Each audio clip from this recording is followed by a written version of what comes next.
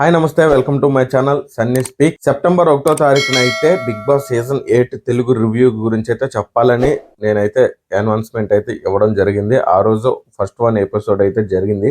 దాని గురించి చేద్దామని చెప్పి చూస్తూ పడుకుని పోయాను. నెక్స్ట్ డే అంటే నిన్నేమో పవన్ కళ్యాణ్ గారు పుట్టినరోజు సందర్భంగా గబ్బర్ సింగ్ రిలీజ్ కాబట్టి థియేటర్కి వెళ్ళి అరిచి గొంతంతా పోయింది. బాగా అలసిపోయి వచ్చి మరి పడుకుని పోయి నైట్ చూసినటువంటి ఎపిసోడ్ గురించి కూడా నేను చెప్పలేకపోయినా. సో ఈ రెండు టాపిక్స్ మీద అయితే ఈ రోజు కవర్ చేసేద్దాం. షార్ట్ కట్ లో మీకు బోర్ కొట్టకుండా అయితే చెప్పేస్తాను. మొన్న జరిగినటువంటి నాగార్జున గారి ఎంట్రీ అయితే సూపర్ గా ఉంది, చాలా బాగుంది. ఎప్పుడు జరుగుతున్నటువంటి ప్రతి ఎపిసోడ్ కి జరిగే విధంగానే నాగార్జున గారి ఎంట్రీ అయితే ఉంటుంది. 10 మంది అమ్మాయిలతో ఇలా వేసుకుని డాన్స్ చేసుకుంటూ అయితే మన ముందుకు వస్తూ ఉంటాడు. సో అవే స్టెప్లు కొత్తగా ఉండవు కాబట్టి కామెంట్ చేయకూడదు కాబట్టి సేమ్ యాజ్ యూజువల్లీ అలాగే ఉంటుంది. ఎవరో ఒకరు గెస్ట్ అపిరెన్స్ ఇస్తా ఉంటారు. అందులో అనిల్ రావిపూడి గారు కూడా ఫస్ట్ ఉంటారు. ఆయన సినిమాలు వదిలేసి ఖాళీగా ఇదే సబ్జెక్టుల మీద ఉంటారేమో. బిగ్ బాస్ ప్రతి ఎపిసోడ్ మిస్ అవ్వకుండా చూస్తాడంట. ప్రతిసారి ఆయన గెస్ట్ రోల్ ఏంటో నాకు అర్థం కావట్లేదు. ప్రతిసారి ఆయన ఎంట్రీ అయితే ఇలాగే ఉంటుంది. సో మార్చితే బాగుండు. వీళ్ళందరూ పర్మనెంట్ ఎంట్రీగా ఏమైనా కార్డ్ ఐడి ఏమైనా తీసుకున్నారేమో నాకు డౌట్ కొడుతుంది. సో అనిల్ రావిపూడి గారు అయితే రావడం జరుగుతుంది. తర్వాత సుమా గారు అండ్ విజయ్ దేవరకొండ గారు, నాని గారు, రానా గారు, నివేదా థామస్ గారు కూడా వచ్చారు. సో వాళ్ళంతా అభిప్రాయాలు వాళ్ళు చెప్పి వాళ్ళ యొక్క సినిమాల గురించి ప్రమోషన్ కూడా వాళ్ళు చెప్పుకుని ఇదే క్రమంలో నాగార్జున గారు కూడా నాని గారిని ఓకే నువ్వు 1 వీక్ ఉంటావా, నేను బయటకు వెళ్ళి వస్తానంటే నాని గారు నేను దండం పెట్టి నాకు ఇటువంటిది వద్దు సార్, మీరే చేయండి అని చెప్పేసారు. ఎందుకంటే నాని గారు కూడా ఇది వరకు బిగ్ బాస్ షోకి హోస్ట్ గా అయితే చేశారు. సో అప్పట్లో ఉన్నటువంటి సెకండ్ సీజన్ ఏదైతే ఉందో కౌశల్ ఆర్మీ అండ్ నాని గారికి కాస్త పడక చాలా వివాదం బాగా వైరల్ అయ్యి అతని సినిమా ఒకటైతే వచ్చింది, దేవదాస్ అనే సినిమా. ఆ సినిమా బాయ్కాట్ చేసే విధంగా కూడా అప్పుడు ట్రోల్స్ అయితే ఎదుర్కొన్నారు నాని గారు. సో ఇటువంటి దరిద్రం నా వద్దురాబాబు, నేను సినిమాలు చేసుకుంటాను, మీరే హోస్టింగ్ చేసుకోండి అని ఇండైరెక్ట్ గా చెప్పినట్టు ఉంది నాగార్జున గారికి. ఇంకా నాగార్జున గారు అంటే ఇంకా ఆయన సినిమాలు ఎవరు ఆదరించే వాళ్ళు ఎవరు లేకపోతే ఏంటో తెలియదు కానీ ఆయన హోస్ట్ గా అయితే బాగానే చేస్తున్నారు. సో ఇదండి మొన్న జరిగినటువంటి మ్యాటర్. ఇంకా దీంట్లో నీకు నచ్చింది ఏంటి? ఎపిసోడ్ 1 కదా నీకు నచ్చింది అంటే కంటెస్టెంట్లు వచ్చారు కాబట్టి వాళ్ళ పర్ఫార్మెన్స్ కూడా మనం వెంటనే చెప్పలేం కాబట్టి వాళ్ళ పేర్లు కూడా మనం అర్థం చేసుకోవడానికి కాస్త టైం పడుతుంది కాబట్టి ఫస్ట్ 1 రోజున ఓకే అని చెప్పి లైట్ తీసుకున్నాను. పెద్దగా ఏం నోటీస్ చేయలేదు వాళ్ళ నుంచి. ఓకే అలా వెళ్ళిపోతుంది అనుకున్నాను. సో ఆ బిగ్ బాస్ హౌస్ ను కూడా గ్రాండ్ గా చూపించడం ఇదంతా ఓకే బాగుంది అన్నట్టు మర్చిపోయిన మన తెలుగులో బిగ్ బాస్ 8 ఎందుకో తేడా కొడుతుందండి. సీజన్ 7 హిట్ అయినంత ఇదిగా బిగ్ బాస్ 8 అవదానం అనిపిస్తుంది. మన తెలుగు రాష్ట్రాల్లో కూడా కంటెస్టెంట్లు తక్కువ కాబట్టి అంటే ఉండి బాగా అలవాటు అవడం వల్ల దీనికి ఫాలోయింగ్ పెరుగుతారో ఏమో తెలియదు కానీ ఎందుకో నాకు దెబ్బ కొడుతుంది. అన్నట్టు నాగార్జున గారు హోస్టింగ్ జడ్జిమెంట్ కూడా నాకు ఇష్టమే. కాకపోతే రిపీటెడ్ గా ఆయన 5 సీజన్లు అయితే సక్సెస్ఫుల్ గా చేశాడు, ఇప్పుడు 6వది. అయినా కానీ రిపీటెడ్ గా ఈయన కనిపిస్తూ ఉంటే ఏంట్రా చూసేది, నాకు ఎందుకో కొడుతుందండి ఈ సీజన్. కాకపోతే చూడాలి, వెయిట్ చేయాలి. ఫైనల్ గా నాకు నచ్చింది ఏంటంటే ఎపిసోడ్ 1 లో నాని గారు కాస్ట్యూమ్స్ చాలా బాగున్నాయి. నివేదా థామస్ గారు కూడా కాస్త లావ్ అయినట్టు అనిపించింది. అంటే ఆవిడ సినిమా ప్రమోషన్ కూడా 35 ఇది చిన్న కథ కాదు, ఈ సినిమా రిలీజ్ అవుతుంది, అది చాలా బాగుంది, ఫ్యామిలీతో అందరితో చూడొచ్చు అని చెప్పి ఆవిడతో అయితే చెప్పింది. ట్రైలర్ కూడా నాకు బాగా నచ్చింది. ఈ నెలాఖరు సినిమా రిలీజ్ అవుతుంది. ట్రైలర్ అయితే బాగుంది, సినిమా కూడా చూడండి. ఇదండి ఫైనల్ గా నాకు నచ్చింది ఏం లేదు, సేమ్ రొటీన్ గానే ఉంది. సో ఓకే ఇక నెక్స్ట్ ఎపిసోడ్ గురించి వస్తే నిన్న జరిగినటువంటి ఎపిసోడ్ దాన్ని కూడా ఈ రోజు కవర్ చేద్దాం. సారీ ఫర్ ద లేట్ అందరికి, ఎందుకంటే మన అనాలిసిస్ వీడియో కొంచెం లేట్ గా ఇస్తున్నందుకు సారీ, కొంచెం కారణాల వల్ల లేట్ అయింది. సో ఇక్కడ నుంచి స్పీడ్ గా ఎప్పటికప్పుడు ఆన్ ద టైం మీకు ముందుకు వచ్చేస్తుంది అని చెప్పి మనస్ఫూర్తిగా మనవి చేస్తున్నాను. ఇక ఎపిసోడ్ 2 గురించి మాట్లాడుకుంటే ఆదిత్య ఓం గారి గురించి అండ్ నాగ్ మణికంఠ ఈ పేర్లు కాస్త గుర్తుపెట్టుకోవడానికి టైం పడుతుంది. పర్లేదు, గుర్తుపెట్టుకుని మీకోసం చెప్తా, రివ్యూ చెప్తా, ఖచ్చితంగా చెప్తా. నాగ్ మణికంఠ ఫేక్ ఎలిమినేషన్ ఇది అందరికీ తెలిసిందే. సో నాగార్జున గారు అయితే ఒక టాస్క్ అయితే ఇవ్వడం జరిగింది ఫేక్ ఎలిమినేషన్ కాబట్టి అనిల్ రావిపూడి గారి చేత. ఒకటి అందరికీ తెలుసు, బిగ్ బాస్ చరిత్రలో ఎలిమినేషన్ అయ్యే విధంగా ఉంటే ఏదన్నా ఓటింగ్ పరంగా కానీ లేకపోతే నాగార్జున గారే డైరెక్ట్ గా అనౌన్స్మెంట్ ఇవ్వడం కానీ జరుగుతుంది. స్టార్టింగ్ వచ్చిన రోజే మనల్ని ఎలిమినేట్ అయితే చేయరు, ఇది మాత్రం గుర్తుపెట్టుకోవాలి. ఏంటి ఇప్పుడే వచ్చి అప్పుడే పంపించేస్తారా అనేది ఉంటది. ట్రిగర్ ఎలగాలి, ఎవరికైనా ఎలగాలి. సో దానికి ఎమోషనల్ అయిపోయి నాగమణికంట బయటకు వచ్చే అదేదో ఒక పద్యం ఒక ఇది టైప్ లో పాడాడు. ఐ రెస్పెక్ట్ అటువంటి సాంస్క్రిట్ పద్యాలకి. సో ఆ డైలాగ్ కూడా రెస్పెక్ట్ చేస్తాను. కానీ మనోడు ఎందుకో ఎమోషనల్ అయ్యి అనిపించింది మరో గౌతమ్ అవుతాడు అనిపించింది. 2.0 అశ్వధామ సేమ్ అలాగే ఉంది. లేకపోతే నటరాజ్ మాస్టర్ సేమ్ ఆ క్వాలిటీస్ అయితే నిండుగా ఉన్నాయి. సో ఓవర్ అనిపించింది. ఇక్కడ వరకు ఓకే. కానీ నాగమణి కంట ఆదిత్య ఓం గారు పెద్దోడు రెస్పెక్ట్ అని కూడా లేకుండా చాలా అగ్రెసివ్ అయ్యాడు. ఓకే, తప్పైంది, తన సారీ కూడా చెప్పాడు. అరే బాబు ఇదిరా, నువ్వు మెచ్యూరిటీ అవ్వాలి, నీకు అర్థం చేసుకోవడం రాలేదు, ఓకే అనుకోవచ్చు. అతను కాస్త హిందీ యాక్టర్ కాబట్టి తెలుగు 70% వచ్చు కాబట్టి అతను మాట్లాడేది వీళ్ళకి ఏమైనా వేరే విధంగా కన్వర్ట్ అవుతుందో ఏమో నాకు తెలీదు, తనకి ఏమన్నా అనిపించిందో తెలియదు. కానీ ఎపిసోడ్ చూస్తున్నంత మాత్రం తప్పు మణికంఠ వైపే ఉంది. చాలా ఎక్కువగా తప్పు జరిగింది. నా పాస్ట్ అని మీకు తెలియకుండా, నా గురించి తెలియకుండా, నేను ఎంత కష్టపడి వచ్చానో తెలియకుండా మీరు అంత ఈజీగా నన్ను ఎలాగా ఎలిమినేట్ చేస్తారు అని అడగడం తప్పు కాదు, అడగొచ్చు. సో తను అడిగిన పాయింట్లో కరెక్ట్ ఉంది, కానీ రెస్పెక్టెడ్గా అడగాలి. తప్పు జరిగింది, ఓకే అండి, మీరు ఇలా చేస్తారు అనుకోలేదు, మీరు ఏంటండి ఇలా చేశారు అని రెస్పెక్టెడ్గా అడగాలి. నువ్వు రెస్పెక్ట్ అడగండా, నీకు తెలుసు ఇది ఫేక్ ఎలిమినేషన్ అయ్యి ఉండొచ్చేమో, మనల్ని ఎలా పంపించేస్తారని కాస్త ట్రిగర్ అయి ఉంటుంది. ఫస్ట్ రోజు కదా, వాళ్ళ యొక్క రేటింగ్ కోసం, దేనికోసమో వాళ్ళు బిగ్ బాస్ని అలా ప్రమోట్ చేసుకోవడం కోసం ఏదో విధంగా చేస్తారు. ఇటువంటి అన్ని టాస్కులు ఎర్రి పప్పలుగా మనం ఉంటాం కాబట్టి, మనం చూడాలి కాబట్టి, మనం చూడడం కోసం వాళ్ళు చేస్తారు. అది నీకు ఎలిగి మనసులో పెట్టుకుని కాస్త ఓవర్ యాక్షన్ తగ్గిస్తే బెస్ట్. నువ్వు పెద్ద యాటిట్యూడ్ లెవెల్లో బిల్డప్ ఇస్తే కథ వేరేలా ఉంటుంది. చూస్తూ ఉంటారు జనాలు, అందరూ నోటీస్ చేస్తూ ఉంటారు. ఎప్పుడు పంపించాలో వాళ్ళు కూడా త్వరగా పంపించేస్తారు. సో ఇదమ్మా. ఇంకొకటి ఏంటంటే, నువ్వు ఇది సాగదీస్తూనే ఉన్నావు, ఎపిసోడ్ మొత్తం చూస్తూనే ఉన్నా.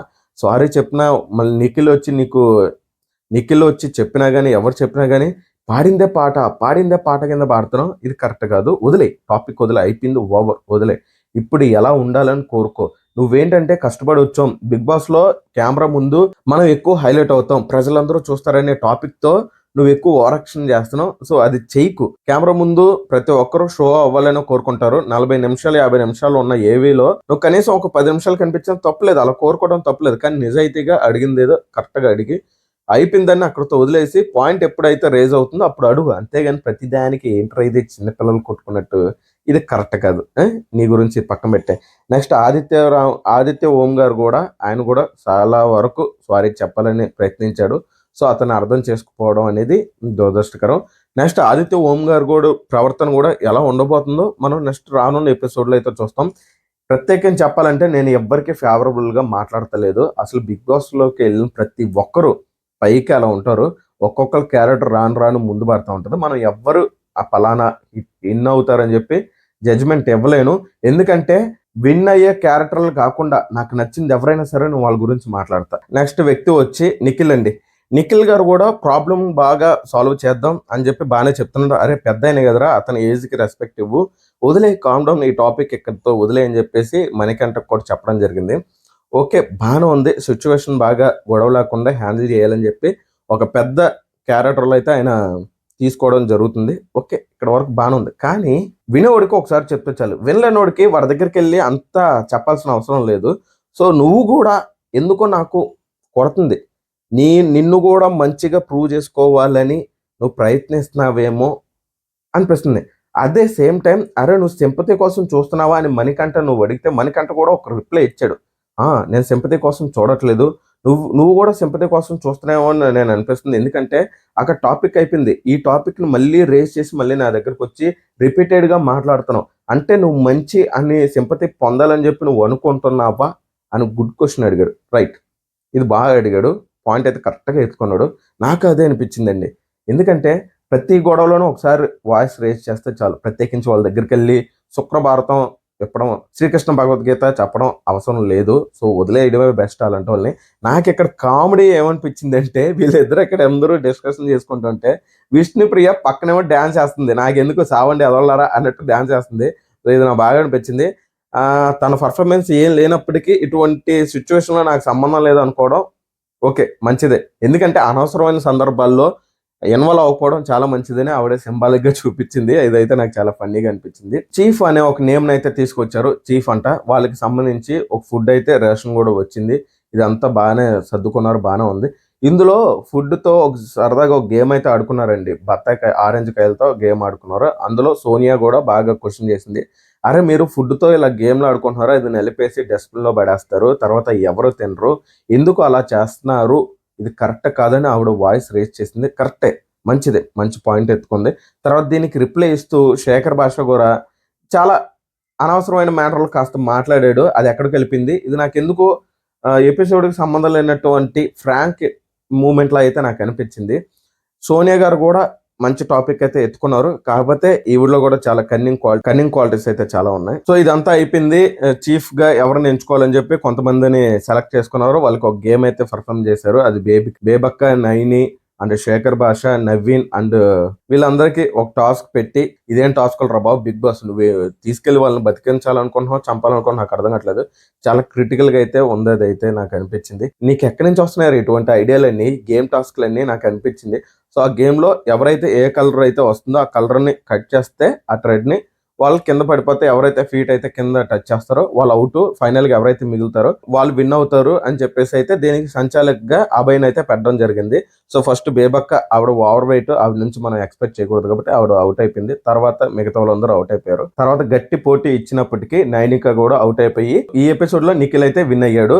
నైనిక కూడా మంచి పోటీ ఇచ్చింది. అంతమంది మగవాళ్ళ మధ్య ఒక ఆడపిల్ల స్ట్రాంగ్ గా నిలబడి పోటీ ఇచ్చింది. గ్రేట్ అనే చెప్పుకోవాలి. ఆ విషయంలో చూసుకుంటే తన ఎఫర్ట్ కూడా చాలా బాగుంది. ఈ గేమ్ లో ఫస్ట్ విన్నర్ అయితే నిఖిల్ అయ్యాడు. నెక్స్ట్ గేమ్ కూడా పెట్టారు. అదేనండి కోన్ టాస్క్. కాలు మధ్యలో ఒకటి పెట్టుకుని అవతల వైపు తీసుకెళ్లి పెట్టాలి. సో ఈ కోన్ టాస్క్ లో సంచాలకుగా అయితే సీతను పెట్టారు. ఈ టాస్క్ లో ముందు ఓడిపోయినటువంటి నైనిక ఈ టాస్క్ లో గెలిచింది. ఫుడ్ గురించి, రేషన్ గురించి ఎవరు ఉంటే బాగును కానీ చెప్పేసి ఈ తరుణంలో మాట్లాడుకున్న టైంలో నిఖిల్ వచ్చి, ఓకే నేను కొన్ని సజెషన్ ఇస్తాను, నేను మాత్రం ఉండను, ఎందుకు ఇది చాలా మందికి ఉండాలని అనుకుంటారు కాబట్టి మళ్ళీ నేను ఏలు పెడితే నేను ఏదో ఆధిపత్యం చేస్తున్నట్టు ఉంటుందని చెప్పి నేనైతే సజెషన్ ఇస్తాను, ఎవరున్నా కానీ నాకు ఏం పర్లేదని చెప్పి ఆయన చెప్పడం జరిగింది.